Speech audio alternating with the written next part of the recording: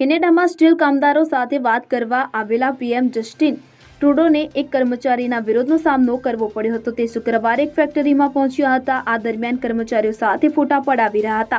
ત્યારબાદ એક કર્મચારીએ દેશમાં મોંઘવારી અને ઊંચા ટેક્સને લઈને તેમની ટીકા કરવાનું શરૂ કર્યું અને આને લગતો એક વિડીયો પણ સોશિયલ મીડિયામાં વાયરલ થઈ રહ્યો છે. આમાં ટ્રુડો કહી રહ્યા છે કે અમે ચીન પર જે 25% ટેરિફ લગાવ્યા છે તે તેમને મદદ કરશે. તમારી નોકરી સુરક્ષિત રહેશે. હું તમારા અને તમારી નોકરીમાં રોકાણ કરવા જઈ રહ્યો છું.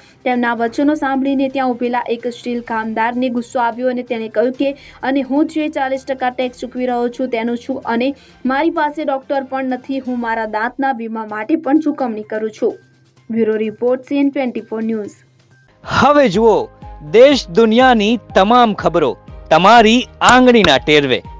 ઉઠાવો મોબાઈલ અને Google Play Store પરથી ડાઉનલોડ કરો અમારી CN24 ન્યૂઝ મોબાઈલ એપ.